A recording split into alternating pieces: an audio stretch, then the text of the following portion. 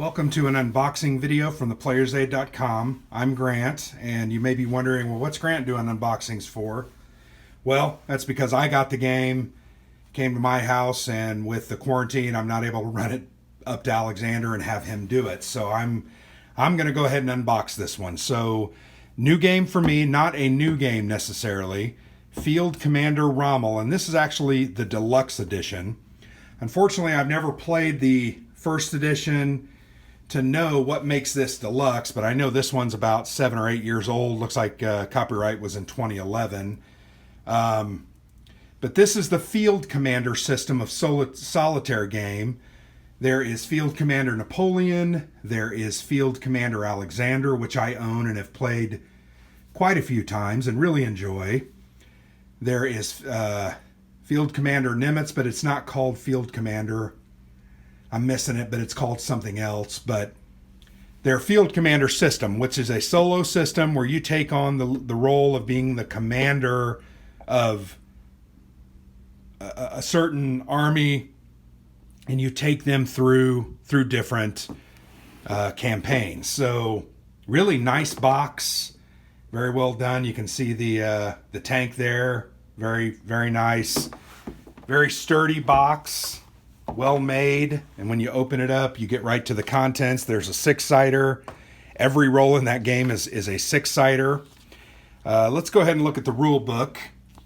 I've found the rule books in this series to be very, very good. I played Field Commander Alexander without ever watching another video, with simply going through the setup and an example of play, which they have at the very end.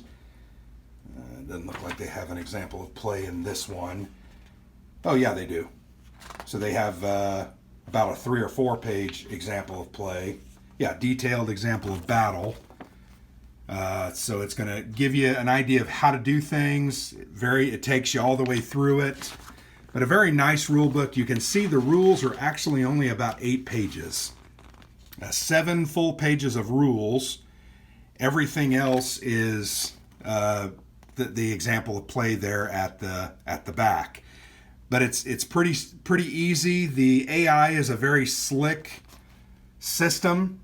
And there's only a few times where the AI actually has to make any form of a decision. Typically they're static and you're attacking against them. But there will be various choices that are provided. You can see there in the rules.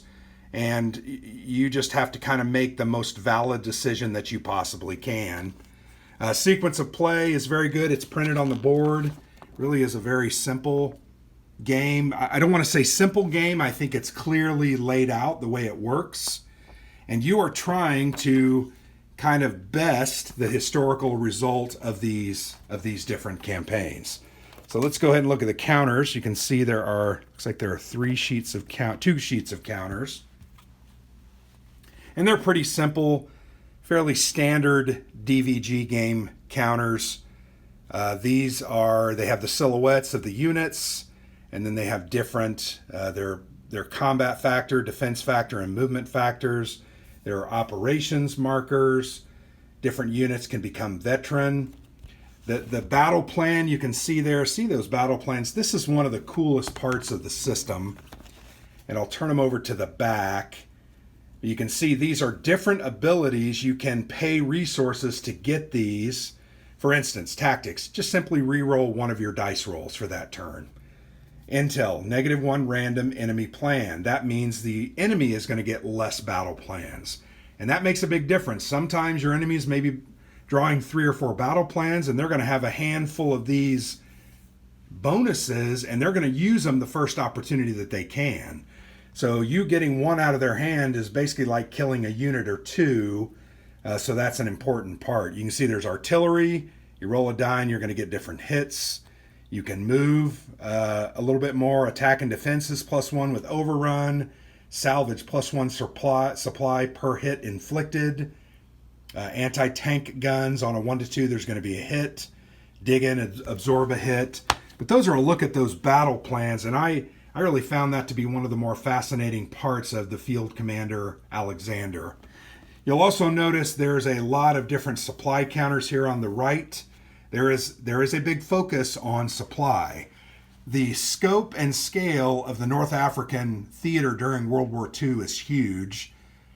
To give you an example of that, recently we played, maybe 6 months ago, we played The Dark Sands from GMT Games.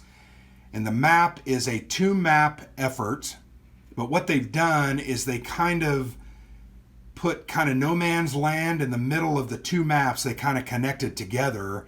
And those just represented huge distances that you had to travel. And in traveling between those different sections of the map, you had to do a roll to decide to find out whether you were phased or not, and you would then be less effective on your movement.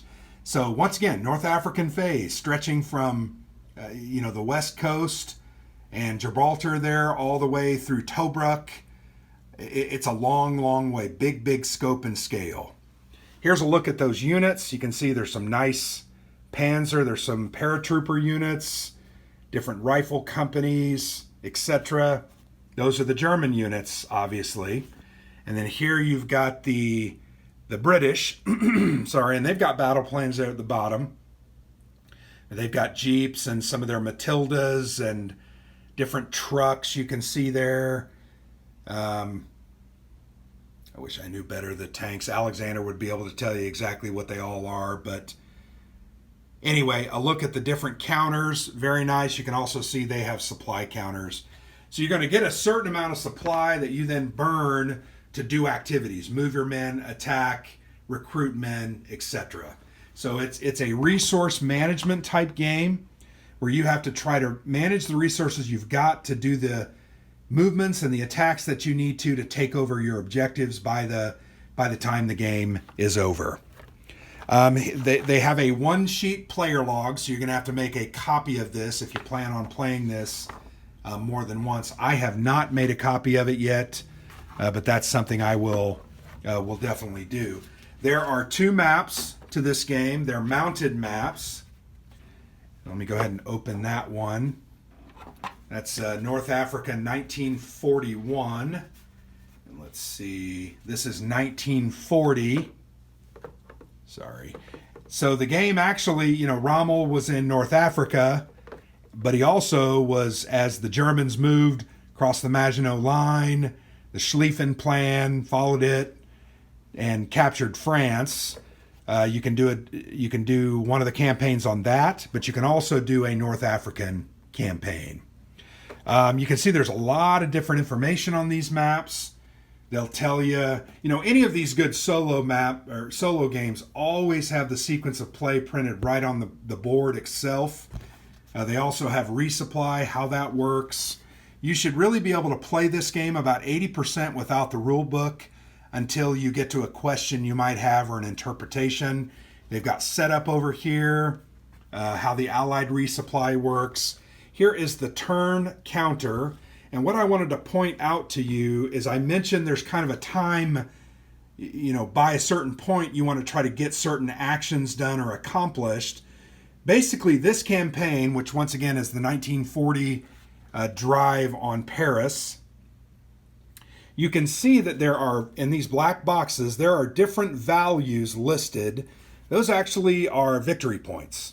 So if you can somehow make it to your final objective on May 20 or 27th, which is basically the 3rd turn of the game, you're going to get the maximum number of victory points of 35. Then there also may be some extra victory points for different things that you accomplished. But that's kind of how that's going to work. You can see the next turn it drops by 8 victory points. The next turn it drops by another 7. Finally, at the very end, if it takes you all 8 turns, you're only going to get 4 victory points for accomplishing that. So you can see there's kind of a racing type mentality. That's the way Field Commander Alexander was. You were trying to kind of race to the end and get accomplished what you needed to accomplish. Sorry, there's one other map in there. I thought there were 3. I was starting to second guess myself because I knew there were 3 campaigns. You've also got D-Day. The D-Day campaign, we know that Rommel was put in charge by Hitler of the defense of Fortress Europa and the Atlantic Wall. And so you can do any one of those 3 campaigns. France 40, North Africa 41, D-Day 44. So interesting looking maps, pretty simplified system. What I have found on BGG, a lot of people who like these games, they'll do different play aids or setup sheets. I'll go and I'll try to download those and print them off because I used one for Field Commander Alexander and it made my life so much easier. But that's a look at the 3 boards. You've already seen those counters. You know, these games are great if you like solo games that are generally fast playing, but also that have some meat to them. This is one of those games. You're not going to play this one time, beat it, and never play it again. You're going to try to do better and better each time and kind of best yourself, best your result. And that's kind of one of the things that I like about these games, because you can play this 6, 8, 10 times and never really get everything accomplished that you wanted to accomplish, so you're going to play it again. But there's a neat look at Field Commander Rommel. I hope you enjoyed the video. I think this game is still available from Danverson Games. It's a good little game, particularly a good solo game for these times where we're kind of locked up inside and trying to find things to do. I've played a lot of solo games because Alexander and I can't get together to play games as much. So Field Commander Rommel from Danverson Games, they gave me this as a review copy, so I'm grateful to them for that. I'll get it played here in the next month or so. I got a stack of about 6 or 8 different games that I need to play through, but this is one of those that I want to get through, do a couple written pieces, and then also do a review video. So let me know what you thought. Let me know your thoughts on the game itself. I know a lot of you give us your input. But yeah, that's Field Commander Rommel. So thanks for watching.